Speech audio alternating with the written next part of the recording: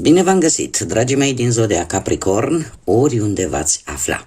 Bine ați venit tuturor pe canalul meu, Tarot Flori de Loto. Numele meu este Nina, pentru cei care nu mă cunosc, și ca de obicei mă bucur să vă am alături la fiecare lectură. Azi voi face o lectură atemporală, fără limită de timp, așa cum v-am obișnuit, o lectură pe care voi să o puteți urmări oricând doriți sau atunci când apare în viața voastră. După cum bine știți, în tarot coincidențele nu există, așa că dacă ați ajuns aici, înseamnă că un mesaj important trebuie să ajungă la voi. Dragilor, de asemenea, trebuie să nu uitați un lucru important, și acela că voi vă construiți viitorul. Așa că vă rog din suflet să luați decât acele mesaje care rezonează cu voi, iar restul lăsați-le să zboare în univers, pentru că sigur sunt pentru alte energii, pentru alte persoane, care într-o mai mică sau mai mare măsură au o legătură cu Zodia Capricorn.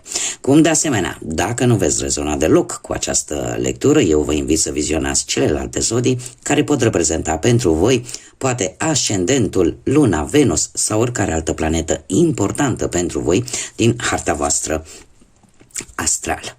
Așa că, dragilor, toți cei care aveți soare, lună, Venus sau ascendentul în Zodia Capricorn, atunci această lectură este de asemenea și pentru voi.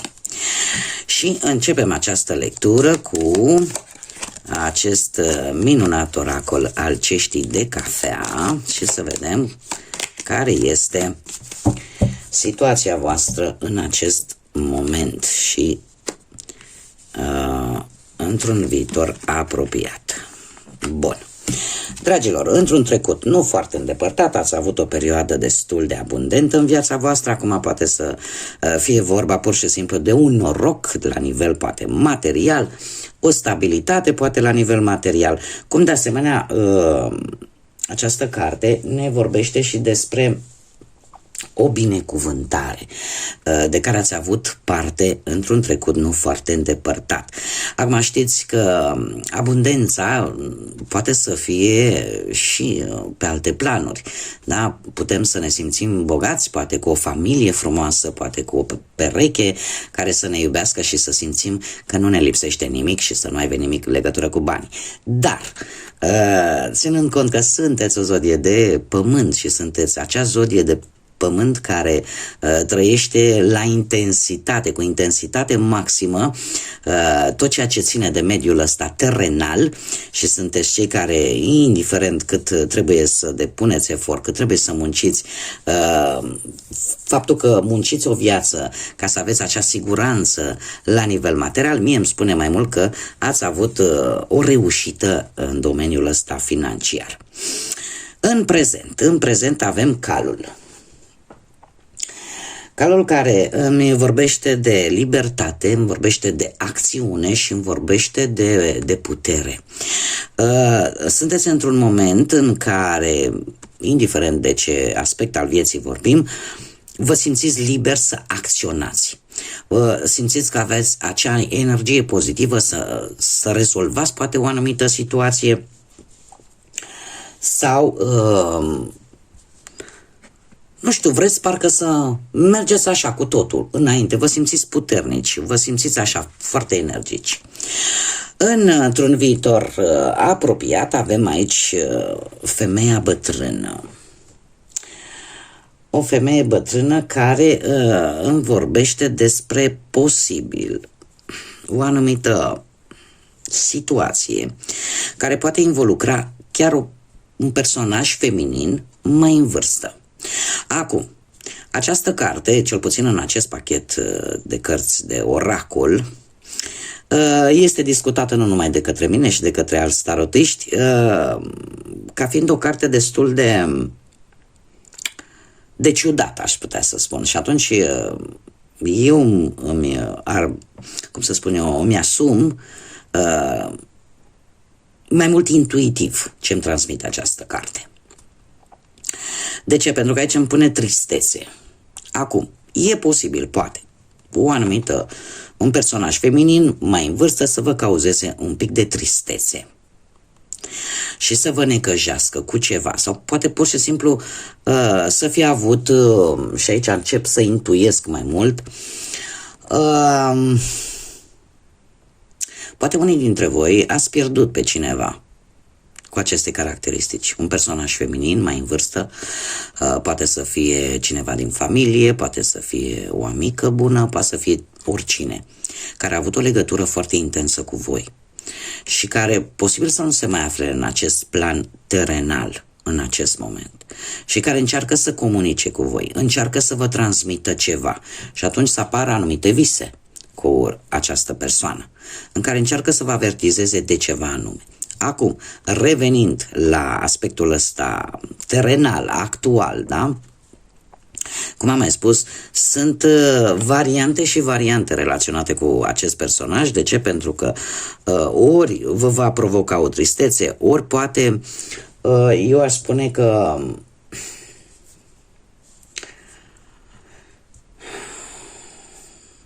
poate să vă spună ceva legat poate de o moștenire, legat poate de niște bani, posibil. Sau poate pur și simplu, nu știu, aveți acolo vreo vecină pe lângă voi care vă cam calcă pe bătături, vă cam supără. Deci variante sunt foarte multe. Acum depinde de voi să le adaptați în funcție de situația în care voi vă aflați. Haideți să vedem ce ne spune tarotul și începem cu planul ăsta profesional, cu cariera, cu munca. Și avem un cavaler de bâte, dragilor. Pe partea asta muncea spune că au apărut în ultima perioadă, ați avut parte de niște schimbări destul de majore. Majoritatea dintre ele posibil să fi fost pozitive. Poate unii dintre voi ați reușit să găsiți un job în care efortul fizic era mai mare decât efortul mental, da? Se făcea mai mult o activitate fizică decât una mentală. Cum de asemenea aș zice că unii dintre voi ați descoperit la locul de muncă că aveți un rival. Aveți pe cineva care vă cam poartă sâmbetele. Dar în prezent, dragilor, cu acest 10 de monede, încă o dată îmi apare această carte care vorbește cumva de familie. Ori poate în prezent vă gândiți poate să vă deschideți poate propria afacere familiară, da, în care să cooptați un anumit membru sau mai mulți, sau poate un prieten foarte apropiat, o prietenă foarte apropiată și să încercați să vă deschideți poate propria afacere. Sau acest 10 de monede mai poate vorbi de progres și de faptul că unii dintre voi încercați să aveți o reușită materială prin schimbare de loc. E posibil să vă apară șansa unora dintre voi, sau v-a apărut deja șansa găsirii unui job mai bun decât cel anterior, unde trebuia să depuneți mai mult efort fizic. Într-un viitor apropiat, cu acest 9 de cupe, eu aș spune că dacă te-ai gândit să deschizi propria afacere, sunt mari șanse să te și extinzi. Din punctul ăsta de vedere, să-ți extinzi afacerea. De asemenea, alții pot obține poate o avansare la locul de muncă actual. Alții pot obține un post în urma unui interviu care va avea un răspuns pozitiv. Și în felul ăsta o anumită așteptare se va termina. Așa că nimic de rău, dragilor. Haideți să vedem cu bănuții cum stați. Cu bănuții avem împăratul. Nu știu dacă zodia berbec vă spune ceva, dragilor, pe partea asta a banilor. Împăratul, pe partea banilor, îmi vorbește de asemenea de o moștenire sau pur și simplu de o reușită financiară, sau poate ați câștigat un proces legat de o anumită sumă de bani într-un trecut nu foarte îndepărtat. În prezent avem un 8 de spade. Un 8 de spade care cumva aveți o teamă, aveți niște gânduri negre, aveți o stare așa în care vă faceți tot felul de scenarii. în căpușorul vostru vă faceți tot felul de scenarii care nu vor face altceva decât să vă coboare vibrația. Trebuie să vă spun că acest 8 de spade este renumit în a transmite un mesaj important, indiferent pe ce plan al vieții vorbim. De data aceasta, la voi a căzut pe planul ăsta material. Dar acest 8 de spade îmi spune că trebuie să fii atent la această atracție universală. Ce înseamnă asta? Că te învârți într-un cerc vicios și o faci la nivel mental. Adică îți faci tot felul de scenarii la nivel mental, care e posibil să nu ai venit nicio legătură cu realitatea, iar tu nu faci altceva decât să-ți cobori vibrația și să te încarci cu foarte multă energie negativă, care la rândul ei va atrage și mai multă energie negativă. Dar este cartea care eu foarte bine aș putea să-i spun atracție universală. Ceea ce emani, aia vei atrage. Într-un viitor apropiat avem un 2 de spade care îmi spune că e posibil să apară niște opțiuni dificil de ales și care sunt relaționate cu banii, dar sau poate vei avea o responsabilitate destul de mare de a decide vis-a-vis de o situație financiară. Poate pot să apară anumite temeri de ce se poate întâmpla, de consecințe, da? Dar eu trebuie să vă spun că atâta timp cât veți fi prudenți și veți reuși să ieșiți din cercul ăsta vicios în care vă învârtiți și încercați, așa cum vă știu, să controlați un pic bănuții și să nu cheltuiți emoțional, sunt mari șanse să luați o decizie influențați mai mult de logică, de rațiune și în felul ăsta să obțineți acea înțelegere de care voi aveți nevoie. Mergem mai departe, haideți să vedem cu dragostea cum stați, dragilor, pentru cei prima oară, pentru cei care sunteți într-o pereche. Dragilor, cei care sunteți într-o pereche, ați traversat în ultima perioadă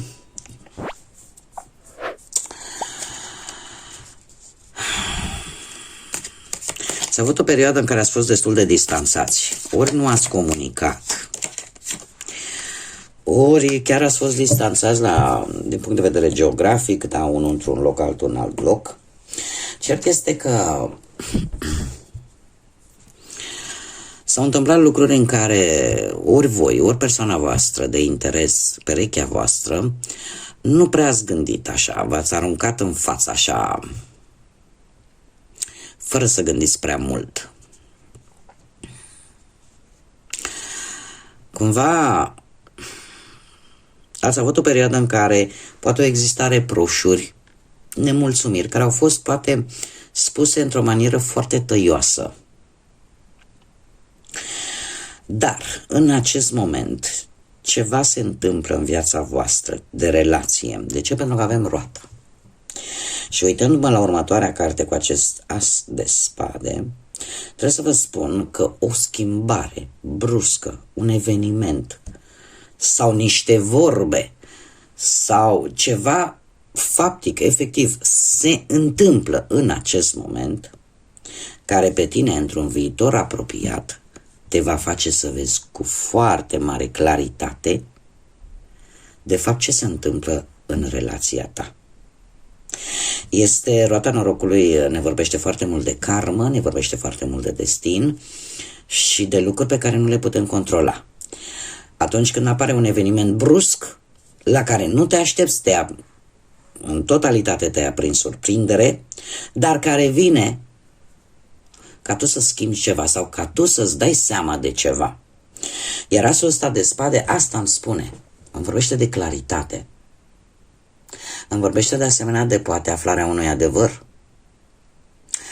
Pentru voi, cei care sunteți într-o pereche, ar spune că pentru unii dintre voi e posibil ca relația să se încheie în urma aflării unui adevăr sau îmi mai poate spune că puteți avea un dialog sincer, rațional, în urma aflării unui adevăr.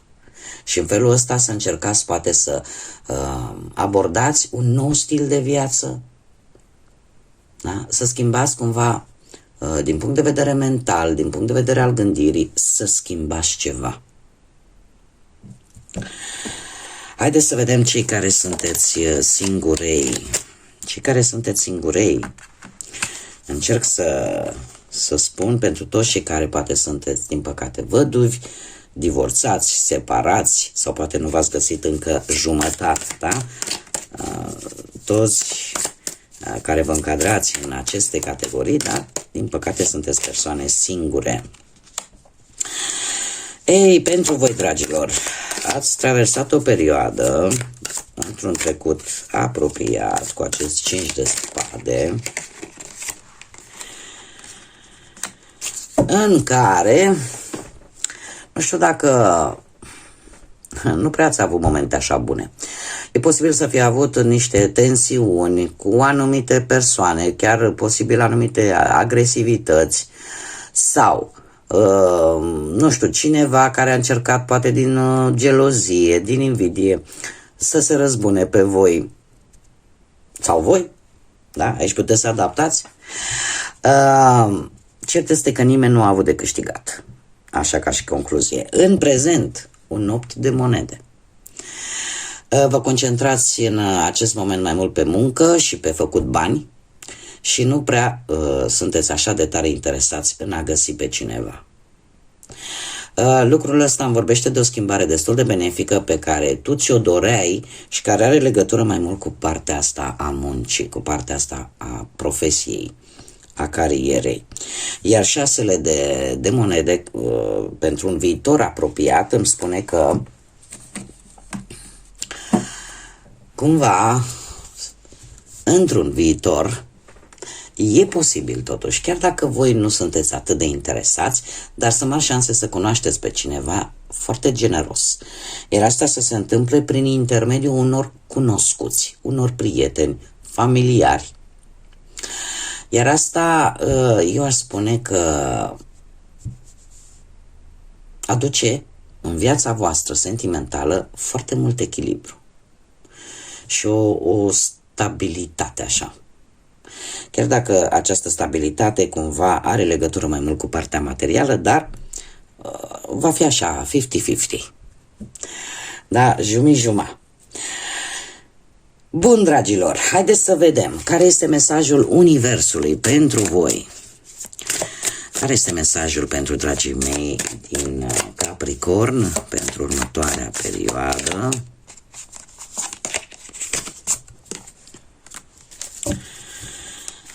Ei, ia să vedem ce ne spune. Spune în felul următor.